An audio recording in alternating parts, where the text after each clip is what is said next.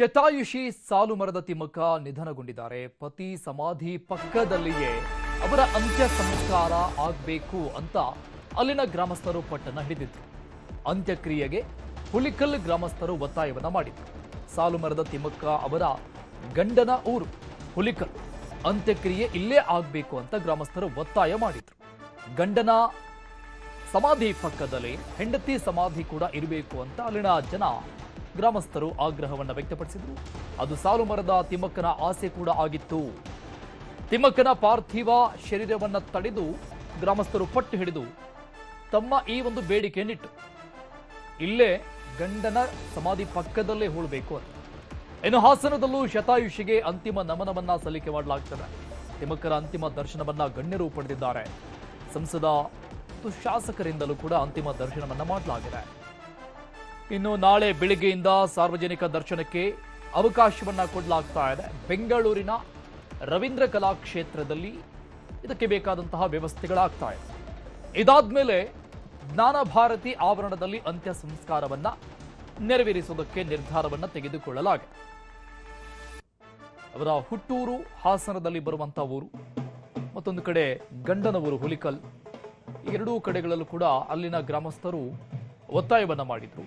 ಇಲ್ಲೇ ಅವರ ಅಂತ್ಯ ಸಂಸ್ಕಾರ ಆಗಬೇಕು ಅಂತ, ಗಂಡನ ಸಮಾಧಿ ಪಕ್ಕದಲ್ಲಿಯೇ ಸಮಾಧಿಯನ್ನ ಮಾಡಬೇಕು ಅಂತ ಆಕ್ರೋಶ ವ್ಯಕ್ತವಾಯಿತು. ಅಂದ್ರೆ ತಮ್ಮ ಬೇಡಿಕೆಯನ್ನಿಟ್ಟರು.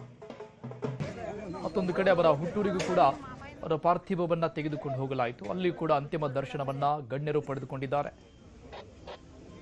ನಾಳೆ ಸಾರ್ವಜನಿಕ ಅಂತಿಮ ದರ್ಶನಕ್ಕೆ ರವೀಂದ್ರ ಕಲಾಕ್ಷೇತ್ರದಲ್ಲಿ ವ್ಯವಸ್ಥೆಗಳನ್ನು ಮಾಡಲಾಗ್ತಾ ಇದೆ. ಅದಾದ ಮೇಲೆ ಜ್ಞಾನ ಭಾರತಿ ಆವರಣದಲ್ಲಿ ಅಂತ್ಯ ಸಂಸ್ಕಾರವನ್ನ ನಡೆಸುವುದಕ್ಕೆ ಎಲ್ಲ ನಿರ್ಧಾರವನ್ನ ಈಗಾಗಲೇ ತೆಗೆದುಕೊಳ್ಳಲಾಗಿದೆ. 114 ವರ್ಷದಲ್ಲಿ ಇಹಲೋಕ ತ್ಯಜಿಸಿರೋದು ಸಾಲು ಮರದ ತಿಮ್ಮಕ್ಕ.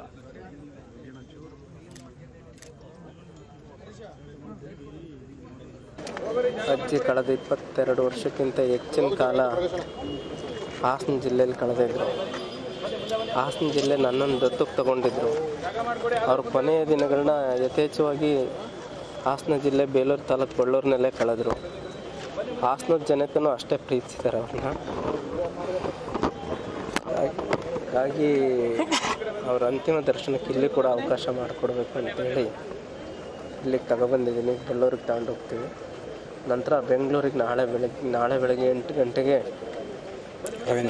ರವೀಂದ್ರ ಕಲಾಕ್ಷೇತ್ರದಲ್ಲಿ ಸಾರ್ವಜನಿಕರಿಗೆ ದರ್ಶನಕ್ಕಿರುತ್ತೆ. ನಂತರ ಪರಮೇಶ್ವರ್ ಅವ್ರಿಗೆ ಬರ್ತಾ ಇದ್ದಾರೆ ಇದರಿಂದ, ಮಲೇಷ್ಯಾದಿಂದ. ಅರಣ್ಯ ಸಚಿವರು ಅಲ್ಲೇ ಖುದ್ದಾಗಿ ನಿತ್ಯ ಎಲ್ಲ ಮಾಡಿದ್ದಾರೆ. ಮುಖ್ಯಮಂತ್ರಿಗಳು ಬಂದು ಭೇಟಿ ಮಾಡಿ ಎಲ್ಲ ಇದು ಮಾಡಿದ್ದಾರೆ.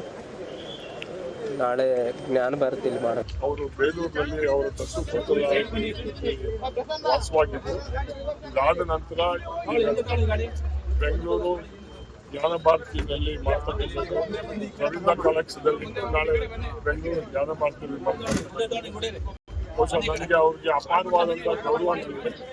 ಇವತ್ತು ಅವರ ಹೆಸರು ಅಮರವಾಗಿದೆ. ಇಲ್ಲಿ ಕರ್ನಾಟಕದಲ್ಲಿ, ನಾಡಲ್ಲಿ ಕೂಡ, ದೇಶದಲ್ಲಿ ಕೂಡ ಅವರ ಹೆಸರು ಅಮರವಾಗಿದೆ. ಇದನ್ನ ಅವರ ಹೆಸರಿನಲ್ಲಿ ನಮ್ಮ ತಾಲೂಕಿನಲ್ಲಿ ನಾನು ಮಂತ್ರಿ ಆಗಿದ್ದಾಗ ಒಂದು ಅವ್ರ ಹೆಸರಲ್ಲಿ ಪಾರ್ಕ್ ಮಾಡ್ತಕ್ಕಂಥ ಒಂದು ಅವಕಾಶ ನನಗೆ ಸಿಕ್ತು. ಅವರ ಹೆಸರಲ್ಲಿ ಒಂದು ಪಾರ್ಕನ್ನ ಮಾಡಿದ್ದೀವಿ, ಥೀಮ್ ಪಾರ್ಕ್ ಅಂತೇಳಿ. ಏನು ನಮ್ಮ ಚೋಳು ಒಂದು ತುಂಬ ಒಳ್ಳೆಯ ಹೆಸರು ಕೂಡ ಮಾಡ್ತಾರೆ. ಅವರ ಕುಟುಂಬಕ್ಕೆ ನಿಜವಾಗ್ಲೂ ಕೂಡ ಒಂದು ದುಃಖವನ್ನು ತಗೊಳ್ಳುವಂಥ ಶಕ್ತಿ